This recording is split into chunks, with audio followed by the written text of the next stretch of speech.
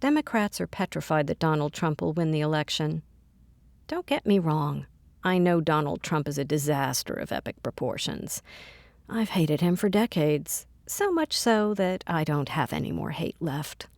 What people don't realize is that Hillary is just as bad.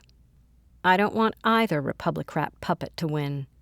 The American people are being offered a selection between the electric chair or lethal injection, and they are enthusiastically embracing their own choice of demise. I want the whole system to crash and burn so we can start from scratch, like with slash and burn agriculture. Things grow green and fresh after a fire. My choice is for who I want, not in reaction to those I wish to avoid. I don't vote prophylactically. Why am I voting green? Because I want a government where my president doesn't earn the nickname Tricky Dick for sanctioning a break-in to manipulate an election. Where I don't have a president like Lyndon Johnson, who famously whipped out his own Johnson during a presidential meeting in answer to a question about why we were fighting in Vietnam. I don't want macho, maniacal men like LBJ, who support the military-industrial complex that five-star U.S. military general Dwight D. Eisenhower warned about in his final presidential address on TV. The same bloodthirsty LBJ who approved the hit on JFK so he could ascend the throne and take credit for JFK's civil rights work by putting his own name on the policies that JFK and his brother had worked so hard to effect. I want a country where my president doesn't swear under oath, "I did not have sexual relations with that woman," when in fact that young woman sucked his dick in the Oval Office during working hours, on my dime. I'm plain old sick of dicks. Tricky Dick, Johnson's Johnson, and Clinton's cigar. The only president I can think of in recent history who had integrity was Jimmy Carter, who joined the rest of the big guys quoted above by saying on Oprah Winfrey, "We've become now an oligarchy instead of a democracy. And I think that's been the worst damage to the basic moral and ethical standards of the American political system that I've ever seen in my life." Going back, there was JFK, who was noble at least when it came to politics, and Harry Truman. Of course, there's oldies but goodies, FDR, Lincoln, and George Washington. It's been a long time since we've had anyone with a modicum of decency in the Oval Office. Hillary Clinton is not a woman of integrity.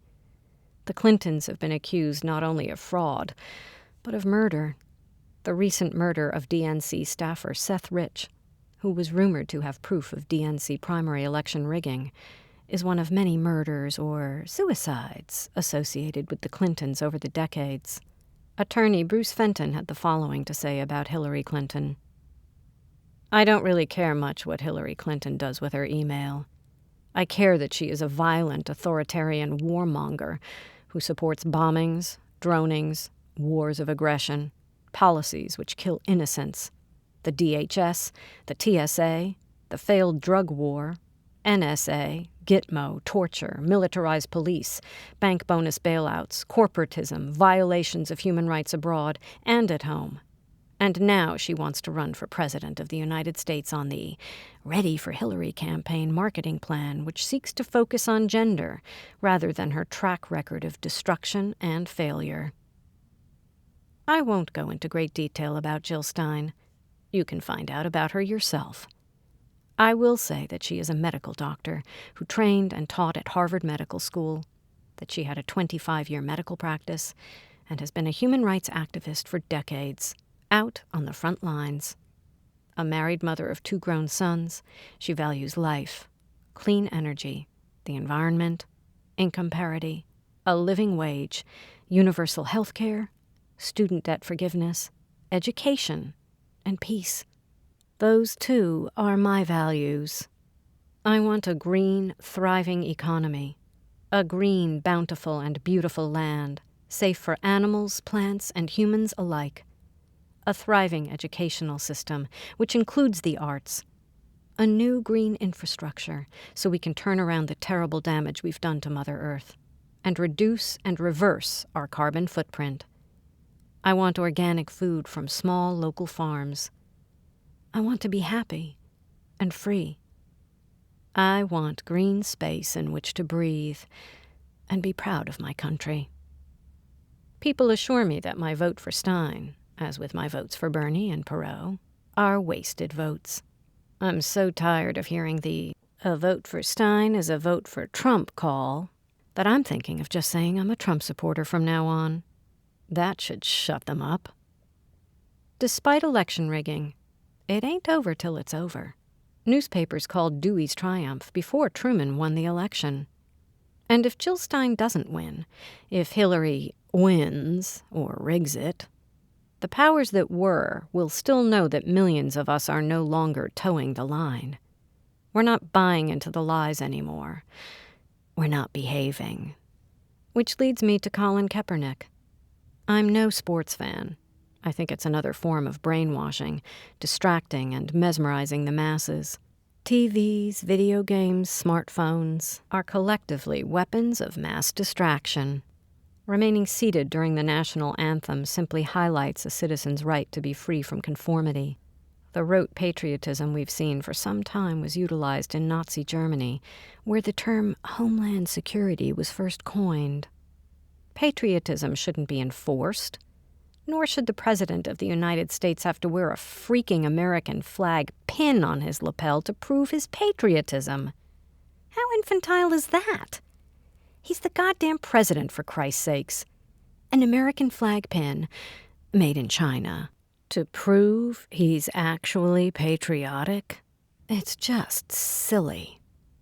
The hoopla over the flag and the anthem is indicative of how stupid things have become. They are symbols of this country, no more. Worshipping the thing itself, a tune or a piece of fabric, is idolatry, not patriotism. This country has been dumbed down to its lowest common denominator. Intentionally. Ignorant people are easier to manipulate. Overwhelmingly, Americans are obsessed with drama, pop culture, reality TV, video games, sports, food, sex, dieting, and shopping. Despite my distaste for sports, I think what Kaepernick is doing is brilliant, powerful, and important. It's civil disobedience, pure and simple. We are being told, increasingly with the police state we now live in, to comply, to toe the line. Our privacy has been disappeared thanks to the NSA. The Patriot Act ensured the dissolution of our rights and freedom, which is why, by the way, 9/11 happened. It was a false flag event designed to terrorize the American people into a state of fear and compliance. And it worked.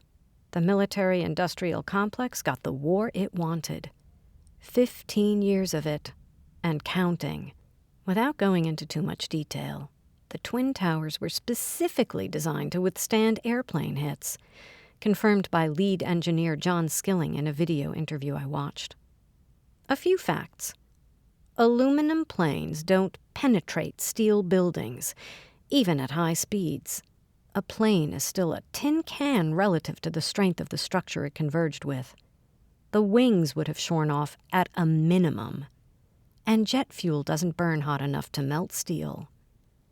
Architects and engineers for 9/11 Truth has the science to prove that all 3 World Trade Center buildings were pulled by controlled demolition. Nanothermite, an explosive, was found throughout the dust at Ground Zero. Pilots for 9/11 Truth has the facts to prove that the stories about the planes don't add up either. If you look at photographic footage of the Pentagon hit, there is no plane. Planes leave wreckage. There is a circular hole in the wall of the Pentagon where a missile was clearly discharged. Not a wing, not a seat, not a food tray, nor a human body is in sight at the scene. Look at the photos of the crash scene in Shanksville, PA. No scorch marks, no wreckage. Barely anything there at all. Real plane crashes are messy. President Bush was hanging out with a bunch of kindergarteners. Sounds about right. When the events of 9/11 were going down. His reaction was famously televised. That dumb stare of his while he just sat there. He remained televised in public view for a full 8 minutes, Totally against all governmental protocol when the country is under attack. He should have been whisked away immediately. Connect the dots. It was a show. You only have to do the tiniest bit of research to confirm what I and millions of sane people around the world have confirmed for ourselves. The official story of 9/11 is as off as the official story surrounding JFK's murder. Sir Arthur Conan Doyle said, "The world is full of obvious things which nobody by any chance ever observes." Sherlock Holmes said, "To a great mind, nothing is little." 2 mammoth buildings are blown to smithereens, reduced to millions of pounds of powder, and yet a single, perfectly preserved paper passport from one of the hijackers lay pristine on the ground, just waiting to be found. Come on. So while the police forces are now militarized, while mothers with babies are treated like criminals at the airport, and our rights continue to be stripped daily by the Obama regime, while our land is raped by big oil and dirty coal and hideous industrial and commercial practices that our corporatocracy has sanctioned poison our food, water, and air, the simple act of sitting down during the national anthem at a ball game is radical. I don't care what you're protesting. While Kaepernick's protesting an important issue, the point of being an American is that you can protest anything. You can speak your mind. We're supposed to be safe here, in the new world. It's what our founding fathers and mothers fought for. Those freedoms have been usurped. Colin Kaepernick's simple act has started a firestorm of awareness, of peaceful protest, of civil disobedience that sends shockwaves through this country, waking up the people and putting the shadow government on notice. Their number is up. And they know it. They're getting desperate, and they're upping the ante with their chaos-inducing efforts to hold on to us. Secrecy had been their greatest weapon.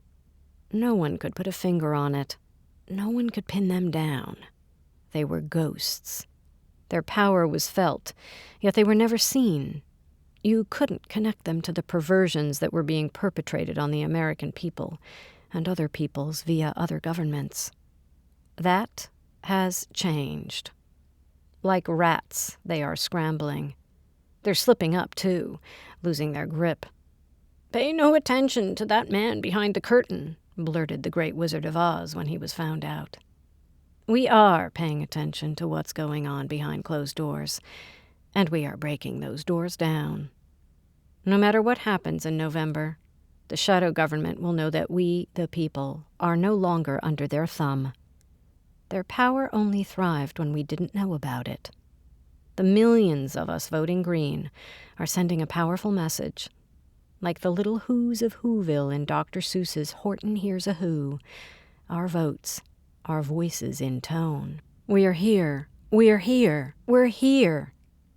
Similarly with Dr. Seuss's The Grinch Who Stole Christmas, when the Grinch thought he could kill the spirit of Christmas by stealing the Who's Christmas toys, trees, decorations, and food. But the Who's show him the true meaning of Christmas, of the force that lives within each and every one of us, the spirit of goodness, of brotherly love, of compassion. That cannot be killed.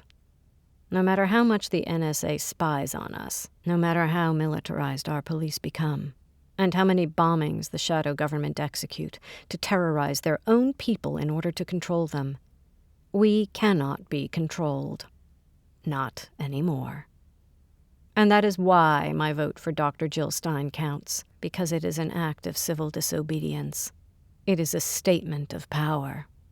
It means I can see them. I know who they are, and I know what they're doing. They can't hide in the shadows anymore. I am voting for Jill Stein and Ajamu Baraka because they represent me. You cannot kill the human spirit. That is the message of World War II, the message of the American Revolution, and the message of the Green Party. We're here, we're here, we're here. Valerie Gilbert, 2016, all rights reserved. My website is valeriegilbert.weebly.com. My blog is Raving Violet. Power to the people.